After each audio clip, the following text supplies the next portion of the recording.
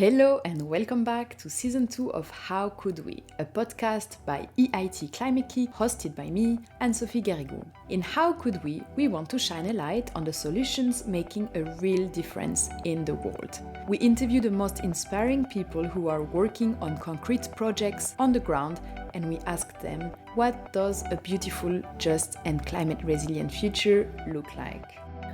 I think a beautiful and climate-resilient future is one in which humans are a bit more humble, and in which we remind ourselves that we have to live in synergy with nature and the environment. I think this should be the focus of the development of cities and human society in general, because if we would all focus on that, our society would be more peaceful and beautiful at the same time.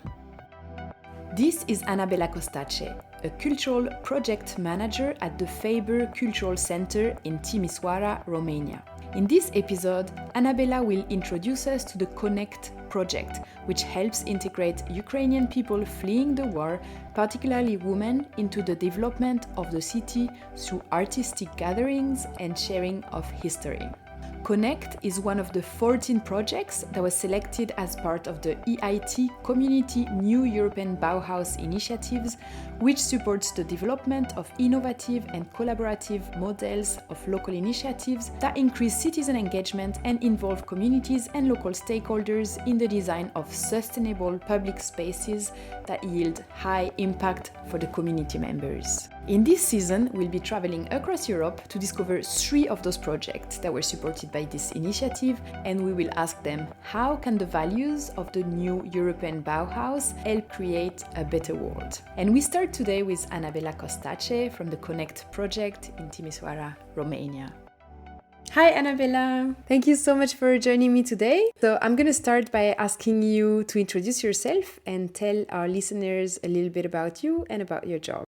Hello, Anne-Sophie. Thank you for having me today. It's a real pleasure. So my name is Annabella Costache. I'm from Romania, Timișoara, and I'm a project manager with experience in designing and implementing projects in the educational and cultural sectors. So all of the projects that I've been involved in have had an international component and a social and interdisciplinary approach. Thank you. So you just said that you are based in Timișoara, so that's in Western Romania, and your city was recently awarded European Capital of Culture for 2023. So can you tell us a little bit more about Timișoara and what the cultural and art scene look like there?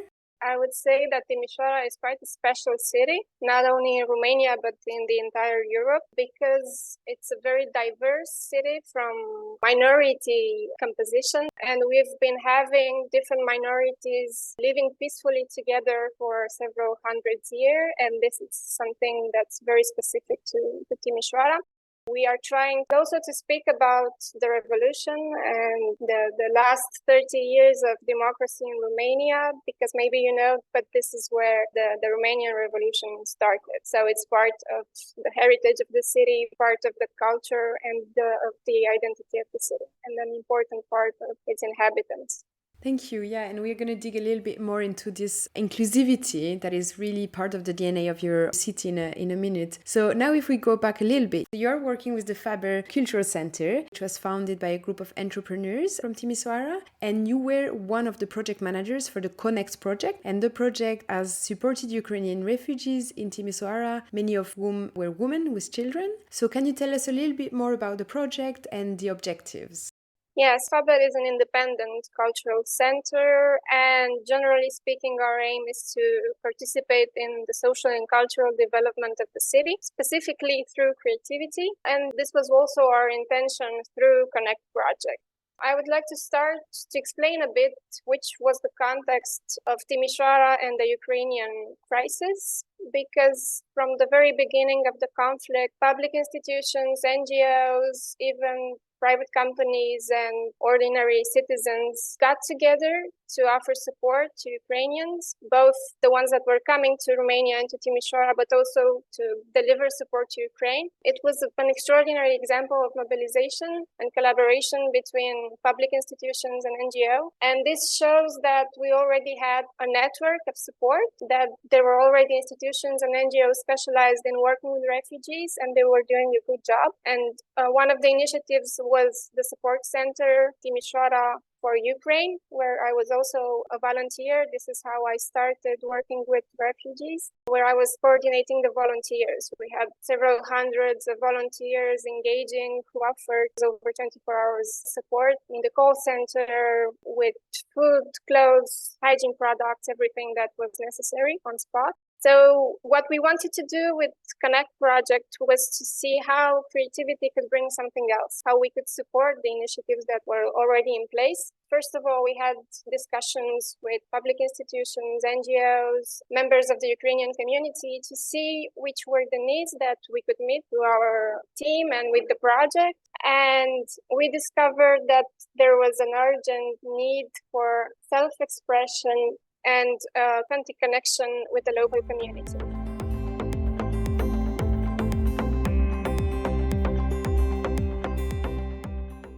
In a discussion before this interview, you said refugees are normal people just like us, and we tend to forget that. What perceptions about refugees do you think are unhelpful, and how can wider communities better support them? One of the Ukrainians told us that they didn't even, and they still don't like to be called refugees, because we have to imagine that, I don't know, architects, teachers, human resources specialists, a teenager who loves music, you name it, all of a sudden is not that anymore, is just a refugee. There is an internal struggle, debate, because they need support, so they need to see themselves as refugees, but at the same time, they don't want to lose their identity. And this is also important for the conflict, because they need to strive as a national identity. So it's kind of complicated. Yeah. So we understood very quickly that they needed a space where they could express themselves as Ukrainian individuals with personality and with a personal background and history which went beyond the conflict and their current situation, but also a safe space where they could meet with the local community. So we started imagining a project that would work like a platform for new encounters, but also for stirring curiosity and creativity for them, how they could cope with this situation where they had to maybe reinvent their professional life, because you cannot be a lawyer in a country where you don't speak the language and you don't know the legal context.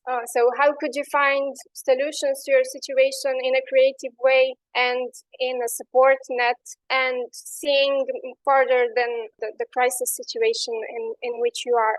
Thank you. That's very interesting. We had the same in Berlin with a huge amount of people that arrived from Ukraine, and none of them knew for how long they were coming for. And I think this uncertainty also makes everything much more difficult. Are you going to learn the language to find a job? Or are you here just to survive for a few months, right? So I found it really interesting to bring art and design to them and to create this safe space. I was wondering what partners had to be involved. Like, who did you have to work with to make this happen? We worked with NGOs who already had an activity with them, who had them like target audience for their current activity. We invited an artist as well. At Faber, we have curator, Martina Muzzi. She's a designer, and she found an artist who had already worked with Ukrainians in the Netherlands. And we invited him to develop some artistic workshops. Then we also worked with the local agency of regional development, because we wanted to speak about funding opportunities for those who wanted to develop a business or find out more about how the city works. And we also had some guests from Poland to speak about social innovation. Yeah, the most interesting workshop was the one with the artist, Jack Bardwell. The workshop was called City Sound Walks, because we wanted to rediscover the city together with the Ukrainians through the sound. So They worked in groups, mixed groups with Romanian and Ukrainians, and they had recording gadgets, and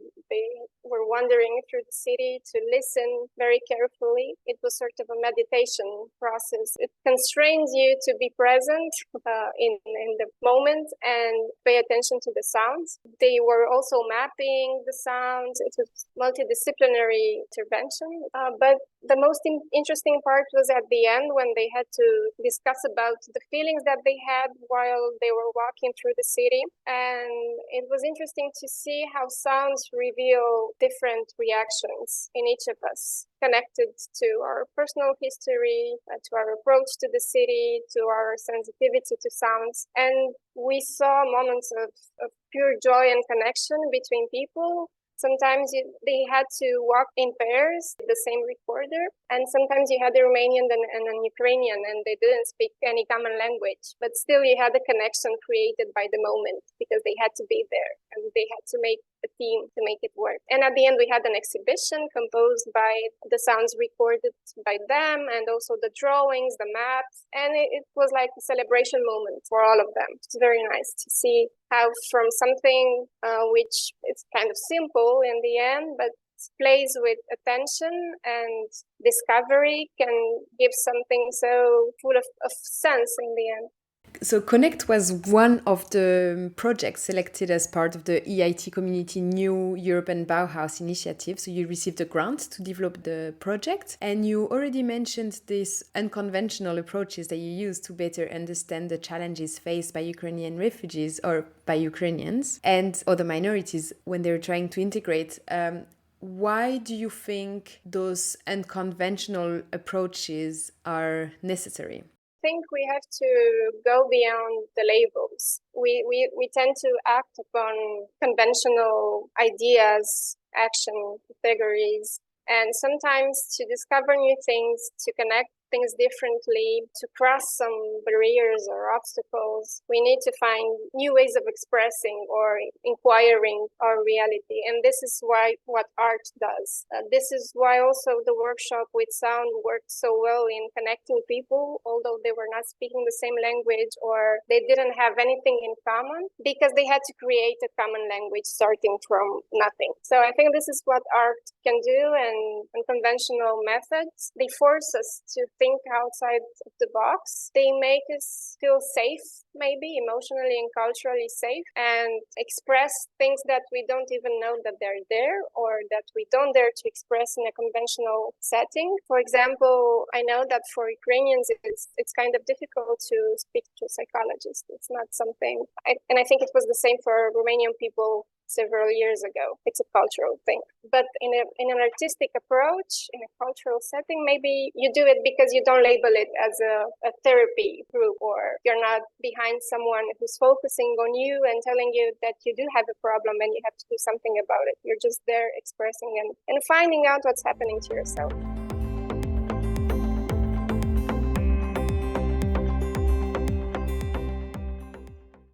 What advice would you give to anyone looking to start a similar project in Romania or in Europe or beyond? Yeah, as an advice, I would say to be careful to the language topic. It's also important to have translators with us. Then the fact that we have in the Ukrainian community a lot of mothers with children. So whenever we organize cultural events or any kind of gatherings, we should take this into consideration as well for the schedule, but also for preparing activities for children. We had to take care of some of the children because this could allow mothers to really engage in the activity. And then I would also say that we shouldn't forget that refugees have interests that go beyond the conflict situation. We discovered that the participants were very interested in topics such as ecology or fighting for women's rights. And I think it's important to facilitate this exchange. For me, it was very rewarding to hear them saying that they would like to learn more about the Romanian culture and generally about, contemporary art, or learn things that they didn't have the time to learn while they were back home. I think this is also interesting. Could you tell us a little bit more about your findings related to integrating refugees into urban planning decisions? I think engaging in the dialogue, in the consultations, it's an important part, and not look at them as their only beneficiaries of support, but also as an added value to the local community. Timișoara has a history of minorities, and we could see through the time how different minorities could engage in the development of the city, and how certain minorities had an impact on certain sectors of the economy or development of the city. And I think this is also true in this case, and involving them, really engaging them in the discussion with public institutions and civil society, I would say, is the first step. Thanks a lot. That's really, really beautifully interesting. So I know that the Connect project, unfortunately, was short-term. So I was wondering if you had any future plans to do similar projects?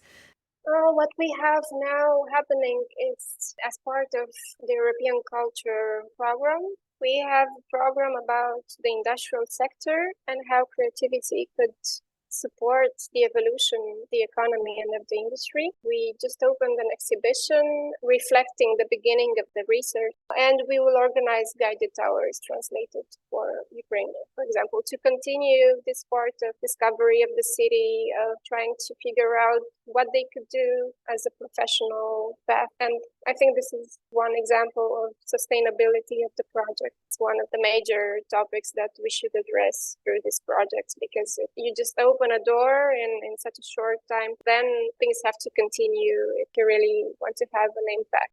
At the same time, as I was saying, the good news for Timișoara is that we are a network of organizations working with this community. So we kind of complement each other. And I know that there are other NGOs in the city that have continued activities with them, trying to involve them in professional activities as well, in developing cultural activities for their community, and not only engaging as manager, event organizer, or other kind of professional activity. Thank you so much, Annabella. It was a pleasure to have you on this podcast. Thank you. Good luck to you. Thank you everyone for listening. This was the first episode of a series of 3 on the New European Bauhaus initiative. Next week, we will speak to 2 very inspiring women architects from Barcelona in Spain who worked on how could we design playgrounds that are better adapted to autistic children and their families. Please follow us on Spotify, like the episode, do all the things that help us. And if you have any questions, any remarks, you can get in touch with us at media@climate-kic.org. You can find out more about what we do at EIT Climate-KIC, or find out more about what we're doing on the New European Bauhaus initiative. This episode was produced by Barbara Mendes-George. Join us next time. Bye!